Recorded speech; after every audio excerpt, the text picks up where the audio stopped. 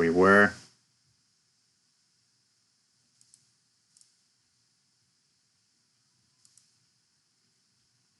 Okay, so we were talking about the treatment of hypothyroidism.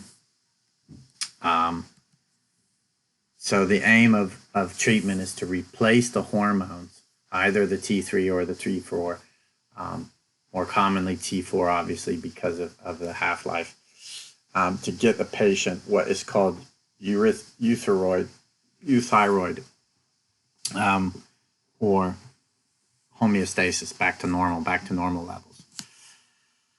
So you have to titrate the dose of T4 so that you reduce, remember, because of that feedback loop, you want to reduce TSH levels back below 2 million units per liter. Treatment is usually lifelong, so unfortunately, the patient will be required to take a pill to keep that TSH level down. The drug, the way we deliver T4 is in the form of levothyroxine. It's a treatment of choice, mainly because, again, it has a very nice long half-life and a slower onset of action because of the time it takes to make these adjustments. T4 is usually given as a sodium salt to help absorption, oral absorption. And it's required to take it daily in adults, usually between 50 and 200 micrograms daily in a pill format. Initial dose should not exceed 100 micrograms daily before breakfast, and this is to monitor how the patient responds and how the TSH levels respond. So you start low and you work your way up, monitoring and measuring the patient as you go. T4 is usually the only thing that is needed, and you do not need to combine it with a combination therapy with T3. It's unusual to have to do that. Now, you have to be patient with, you have to be careful with elderly patients or patients being treated for cardiac conditions. So in these patients, replacement is usually gradual, as the treatment can worsen angina, basically due to that increased metabolic rate. This increases demand on the heart, and T4 can then upregulate the beta-adrenergic receptors, remember. So this again causes an extra change in heart function. So you have to monitor that. So for these elderly patients, cardiac patients, an initial dose is usually quite low, of 25 to 50 micrograms. And again, monitoring those levels and increase every 4 weeks by 25 micrograms until the patient is euthyroid again and all the levels are normal. Now remember, we talked about in rare cases, you can have in a kind of myxedema coma, it's called. It's a term synonymously used with severe hypothyroidism. It's also used to describe dermatological change that can occur in hypothyroidism and in some forms of hyperthyroidism. In the context of dermatological changes, myxedema refers to a deposition of mucopolysaccharides in the dermis, which results in swelling of certain areas. One manifestation of myxedema occurs in the lower limb is called pretibial myxedema, which we'll talk a little bit later in the hypothyroidism, and it's a hallmark of Graves' disease. Myxedema can also occur in Hashimoto's thyroiditis and other long-standing forms of hypothyroidism. And the ophthalmic and myxedema symptoms of Graves' disease are due to the autoimmune component of the disorder rather than the hyperthyroidism. What it is a rare complication of untreated, very severe case of hypothyroidism. And it's not usually, hypothyroidism, as I mentioned earlier, is not usually a medical emergency, however a coma is. what happens to the patient? They lose consciousness, usually with hypothermia, and sometimes this can be precipitated by a cold weather, stress, or a really severe infection, and in some cases trauma. The term myaxa, this myaxa, comes from the Greek word to convey mucus or slimy substance, and edema come from swelling, which you probably encountered previously.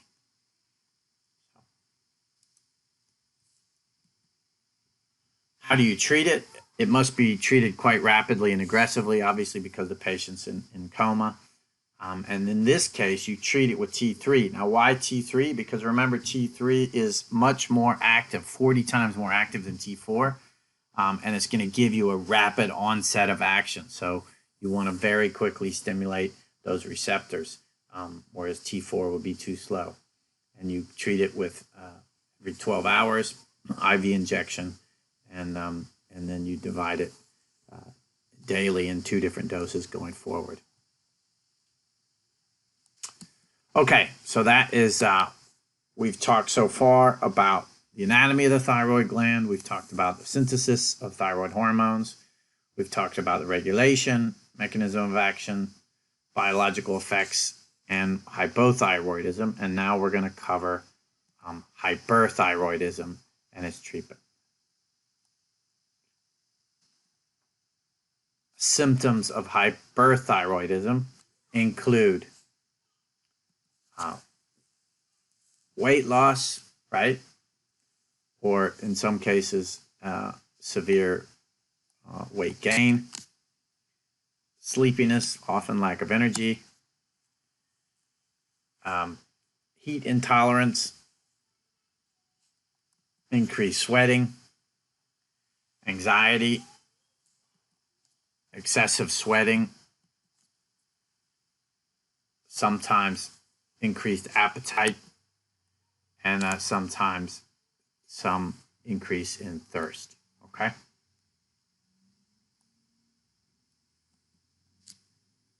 It can also impact your bowel function. What are some signs of hyperthyroidism? You can also get goiter in hyperthyroidism, and that's why you can't use goiter to predict hypo or hyper. You can get, tremors. You can get warm, moist skin, tachycardia. You can get very quick reflexes or very sort of short twitches. You can have eye signs. You can have some muscle weakness and some atrial fibrillation. So, what are some of the causes of hyperthyroidism? So, thyroiditis is a thyroid inflammation, again, that can be viral or immune, and again, bacterial in rare cases. And typically this results in elevated thyroid hormone levels in the blood due to thyroid destruction, the initial basically destruction of the disease, and then you'll release a large amount of thyroid. This is, remember we talked about this early peak of hyperthyroidism, that if chronic and the tissues removed, that after several weeks or months will then be hypothyroidism. But the initial part is hyperthyroidism.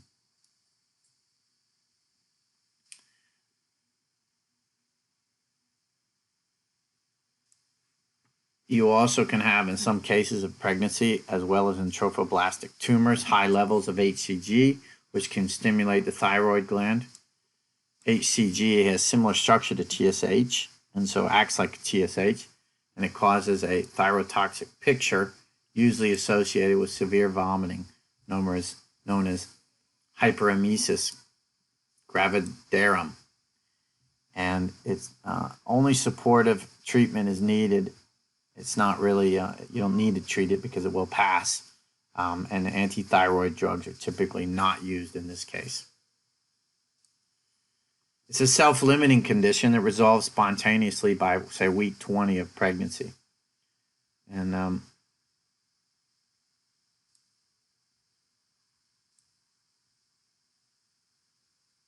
so in some cases, you can have diseases which will raise TSH levels but not suppress TSH.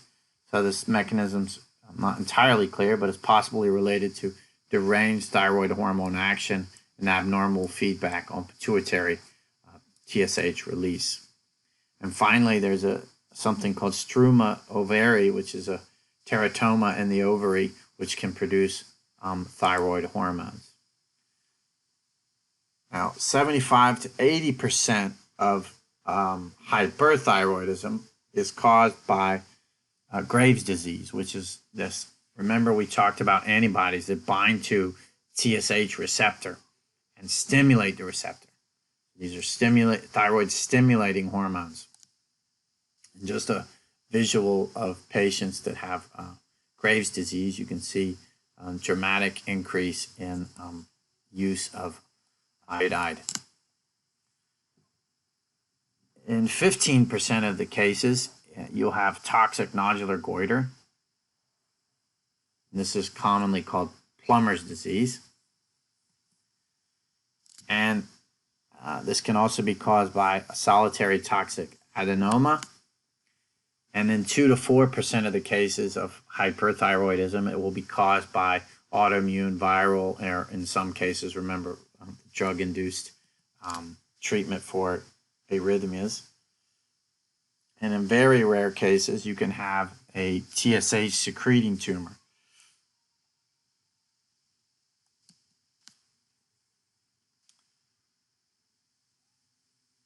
Now, typically, you can also, not typically, but sometimes you can have thyroid hormone resistance at the pituitary because the feedback mechanism is not occurring, okay?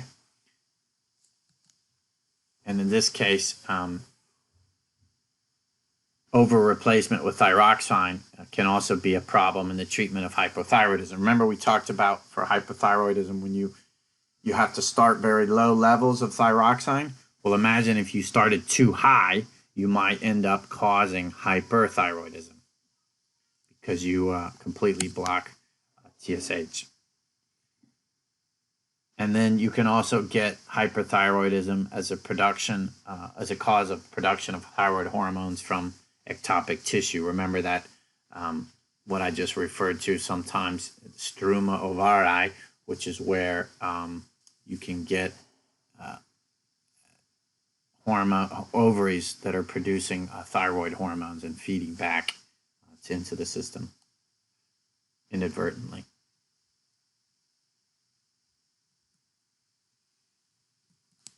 So what is this Graves' disease and where does it come from? It's an autoimmune hyperthyroidism named after an Irish physician named Robert Graves. What happens is antibodies are made against TSH receptor, and this causes excess thyroid hormone production and thyroid growth. So it's artificially stimulating. Normally TSH binds to the receptor, but in this case, this antibody, you remember we talked about receptors and dancers and conformations, right? And how ligands stabilize a conformation of a receptor. Well, in this case, instead of a ligand stabilizing the conformation, it's an antibody. It binds to the receptor, stabilizes it, and drives signaling artificially. And this accounts for 75 to 80% of cases of hyperthyroidism. This typically happens in women that are between 30 and 50 years old. And it's important to tell your patients it's not grave. It won't send them to their grave. It's not going to kill them. That there's ways of treating it. But it just comes from the name of Robert Graves. For those that don't know, that's a grave in English. So it can be quite scary for a patient if you tell them they have Graves' disease.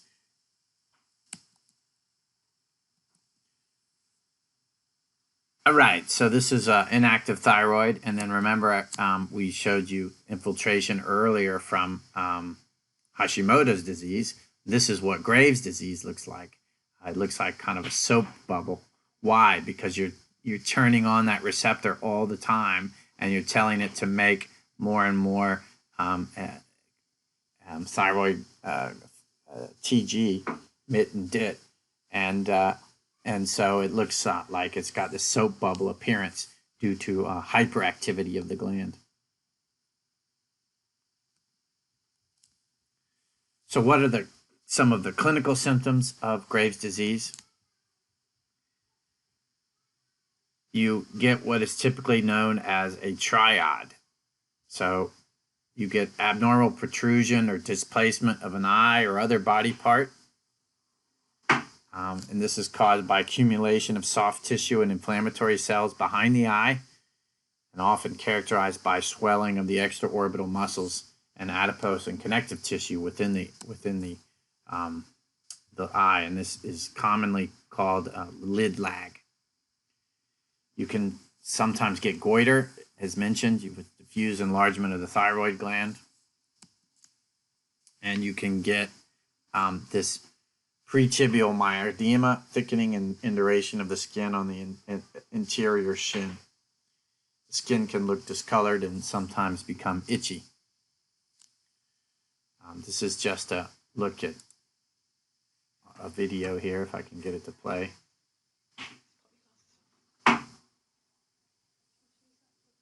Of this lid lag. You can see the patient has problems with one of their eyelids.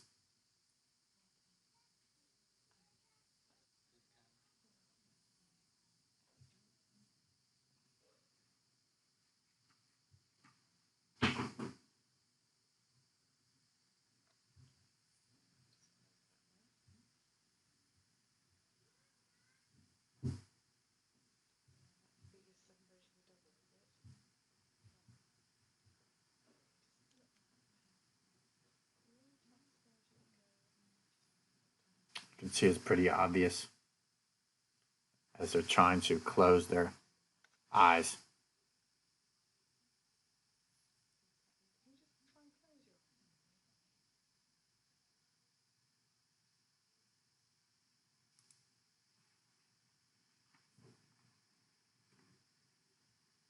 Okay, so that's the hyperthyroidism. Now, what about our diagnosis and investigation for dealing with patients? So a patient will present with symptoms of thyrotoxidosis. Okay, so we're going to perform our free TFT and check for TSH and free T4, just like we did for hypothyroidism. And remember, we're going to measure TSH and free T4 first before we measure free T3. Then we're going to interpret. If the levels are normal TSH and normal free T4, we don't do anything. The patient is normal. Leave him alone. If we see we have a fully suppressed TSH and high free T4, the patient most likely has primary hyperthyroidism. If there's fully suppressed TSH and normal free T4, we will then go and measure and check the free T3 levels. If the free T3 levels are high, the patient may have free T3 toxicosis. If the free T3 levels are normal, they may have subclinical hyperthyroidism. If the levels are normal to high TSH and high free T4, it may indicate secondary hyperthyroidism, again, a TSH secreting pituitary adenoma, or that,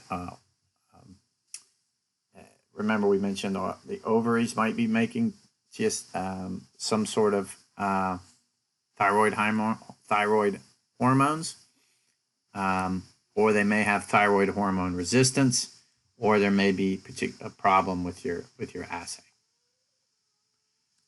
So in the case of subclinical hypothyroidism, we'll see suppressed TSH with normal thyroid hormone levels. This can be caused by Graves' disease or multinodular goiter. It usually occurs in older individuals who may display mild symptoms of hyperthyroidism, but they may be asymptomatic. In this case, radioactive iodine is usually the best treatment option.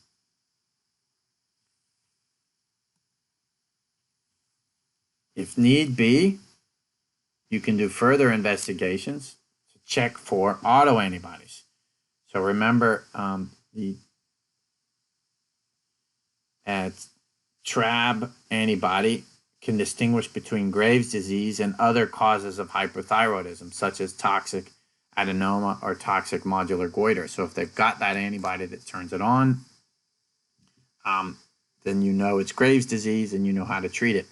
99% of patients with this condition will be positive for TRAB. So usually that will be the end of it. You test them for the autoantibody and you know what to do with. In some cases, 80% of the patients will be positive for the TPO antibody as well. And for these patients that are positive for these antibodies, you may not need imaging.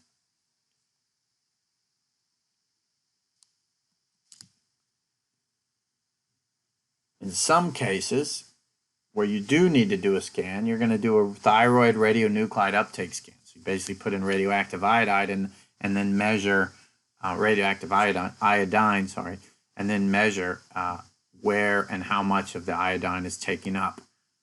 What does this look like? Well, you can quickly see and tell the difference. So in the case of Graves' disease, you have the entire gland will be lighting up, and it'll be relatively dim levels. In the case of toxic nodular goiter, you'll have the uptake exaggerated in certain nodules, and in the case of an adenoma, it'll be only in one place. So you can quickly tell by the scan, the pattern of the scan, what type of a situation you're dealing with.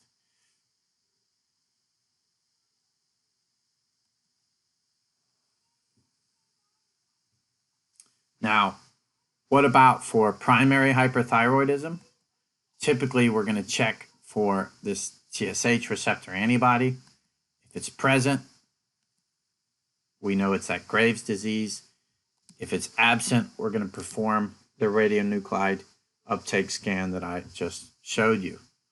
If that scan shows you it's diffuse, but an increased uptake, then you know it is most likely Graves' disease, and somehow just the antibody test was missed, or something else is going on, or it's low levels. If it's patchy or single nodule, then you probably have that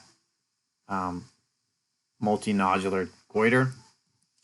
And if you've got no uptake whatsoever, so you see no dark spots whatsoever, then you know there must be some sort of thyroiditis going on, and you may be losing the tissue. And in the case where it's free T3 toxicosis, you're going to go back and check for TSH receptor antibodies, right?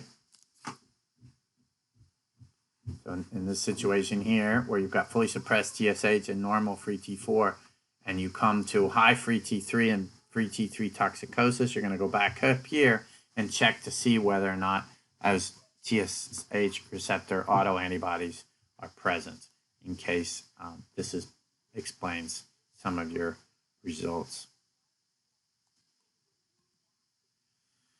So how do we treat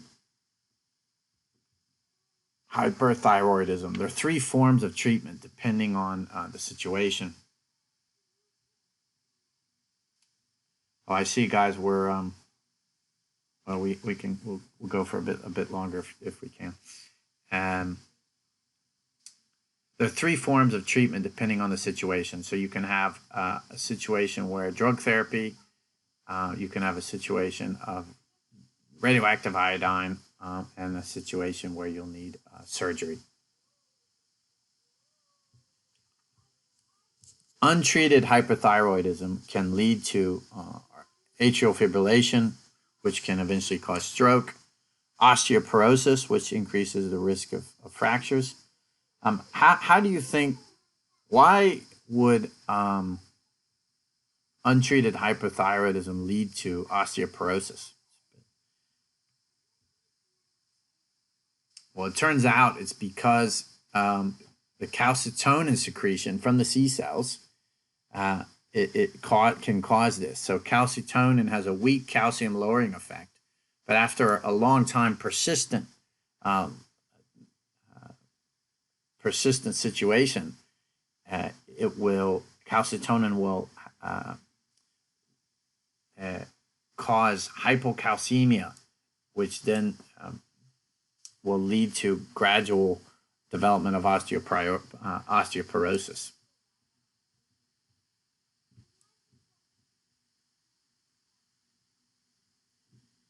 Parathyroid hormone, which we haven't talked too much about, can result also in calcium liberation from the bone. This will drive increased intestinal absorption of calcium. It will reduce urinary excretion of calcium, and will drive increased calcium and decreased phosphate reabsorption by the kidneys. Therefore, PTH, which is parathyroid hormone, will increase plasma calcium levels. Okay, so that is how you get this increased risk of bone fractures with untreated hyperthyroidism. So I just answered that question for you.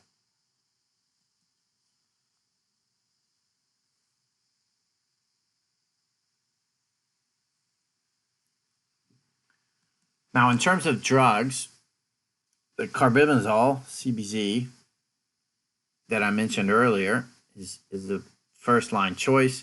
You also can treat with propylthiouracil, but both of these have immunosuppressive actions.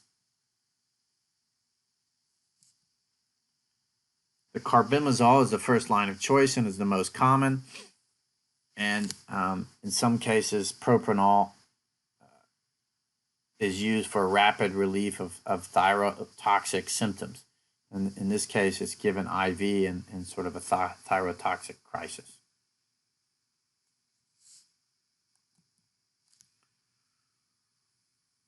Once you stop treatment for treatment of using these drugs, which is usually done after several months, the chance of disease remission is still not trivial. Sorry, I don't know why that got put at the bottom there. And remission, the definition of remission is a temporary diminution of the severity of disease or pain. So carbimazole has a half-life of 6 to 8 hours, and that's one of the reasons why it's used for the long-term treatment. You start with a low dose, as I've mentioned to you. You wait 4 to 8 weeks until the patient becomes euthyroid, and then you reduce the dose gradually to a gradual 5 to 15 milligrams daily. And then, as I mentioned, this therapy is done for several months or can be up to a year to measure and see if you can get the patient back to euthyroid. Propylthiouracil has a half-life of 1 to 3 hours, much shorter. You start off with a higher dose because this is more of a mimic of T3. When the patient becomes euthyroid, the dose is reduced until in divided doses. Again, therapy can be given for 12 to 18 months. So CBZ is more one of choice. What are some other options? You can do what are called blocking replacement therapy. So in this case, it's a full dose of carbimazole.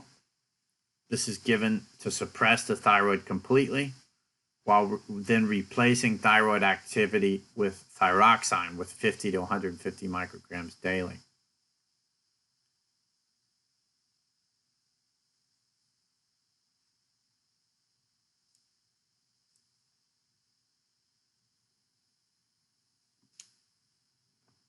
Okay, so the advantage of this is the avoidance of under or over treatment and the better use of carbimazole's immunosuppressive active. Now, the disadvantage is it's not really suitable in pregnancy. Okay? And the ideal treatment of hyperthyroidism due to Graves' disease, which remember is that TSH receptor antibody, it would ideally consist of the elimination of the disease trigger, so getting rid of that antibody. Now, obviously, this is not feasible, so the current management depends on either ablating the thyroid, so you take out, do a thyroidectomy, and or radioiodine treatment. And the problem is this eventually will subsequently lead to hypothyroidism. So, or you can do a more conservative approach of doing an anti-thyroid drug treatment, with the latter associated with a high rate of the relapse of hyperthyroidism. Okay? These commonly used anti-thyroid drug treatments, which are often thioanamides, mostly act by inhibiting thyroid hormone synthesis. This can be either direct or indirect and can lead to immunosuppressive actions. Two different anti-thyroid regimens are commonly used for Graves' disease. You can have the titration method, or you can have the block and replace method. And this block and replace method is more similar to what I'm showing here. In this case, well, first we'll start with the titration method. The titration is you would usually start with small doses, 15 to 30 milligrams per day of methmozol or equivalent of other thioanamides. And then you would have thyroid assessment every periodically, and then gradually decrease the dose of the drug to try and avoid hyper or hypothyroidism. Thyroid function tests are done every 4 to 6 weeks for a period of 4 to 6 months, then every 3 to 4 months until treatment is stopped. Now, the block and replace method, which is what I highlighted here, uses persistently high doses in combination with L-thyroxine replacement to avoid hypothyroidism. Okay? So you basically completely shut down any feedback mechanisms and you just gradually put in artificial levels of your T4. This method has advantages and disadvantages, where higher doses of the drugs may have greater immunosuppressive actions, which could be useful for permanent remission of hyperthyroidism, because obviously if you're making antibody but you suppress the immune system that's making the antibody, right, that's useful. But total avoidance of hypothyroidism, escape of hyperthyroidism, is easier than with the titration method using this way, but treatment is shorter and the number of visits lower. On the other hand, the much higher number of tablets taken every day may create problems because you're having to take replacement therapy every day. Obviously, you've got an issue that maybe your patient doesn't comply or they forget, and so you can start to get other side effects due to this compliance problem. As mentioned here, this block and replace therapy is not really suitable for pregnancy due to the importance of thyroid hormones to the fetus.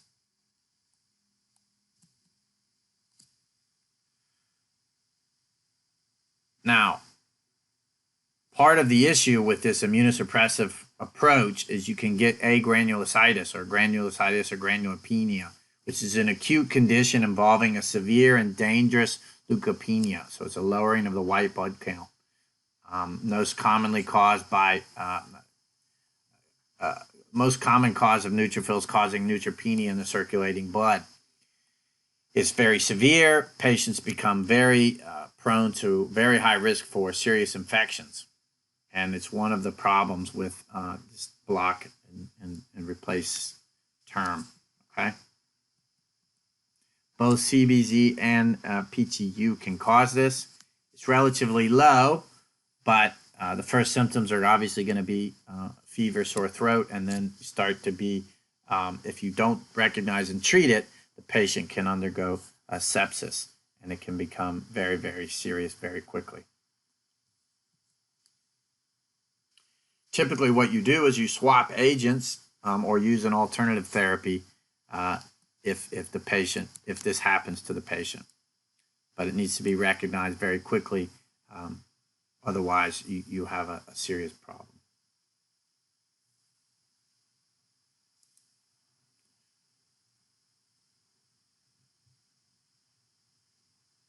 So here's an example of Methmozol-induced agranulositis. So one day prior to admission, a patient visited the local community health service in People's Hospital in Shenzhen. And the results from the laboratory tests were as follows. The white blood count was 1.28. The hemoglobin 0.04. The hemoglobin was 143 and the platelets were 231. The patient was prescribed with cefepime, so a same ATD. They were given vitamin C IV drips daily, and they were given capsules twice daily to try and deal with any infection. Patient's condition did not improve, and the patient was transferred over to a larger hospital. On admission to the People's Hospital, the patient was prescribed oxygen, ECG, hydrocortisone to improve the patient's stress response, propranolol to inhibit the T4 transformation into T3, and to inhibit excitatory effects on the heart. They were then given IV antibiotics to control infection, and GCSF was administered, which will then drive release of neutrophils from the bone marrow. Due to poor responses to sustained agranulositis, the dosage was increased of GCSF to 300 micrograms per day. And after 2 days, finally, the neutrophil count started to increase. And at 6 days, they was up by 0.0 to 0.07. And finally to 2.46. After 10 days, the neutrophil count was increased to near 5. And the patient's symptoms were dramatically improved. The patient no longer had a fever, sore throat, or hypodemia. And when discharged from the hospital, the patient was prescribed radioactive iodide 131. Okay, so the hospital in this case saved the patient's life by treating them with GCSF and getting their neutrophil count back up. And you can see their neutrophil count going in this line here, going up dramatically, and this is kind of the near normal levels.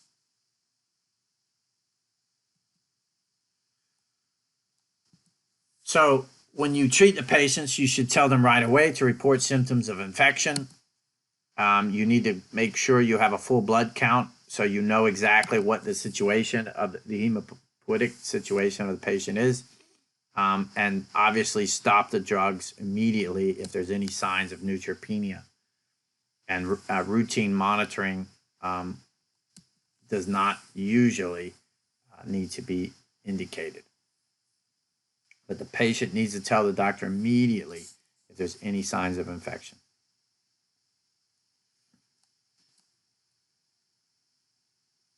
Okay, guys, why don't we we'll stop here for today and we'll finish it off tomorrow morning.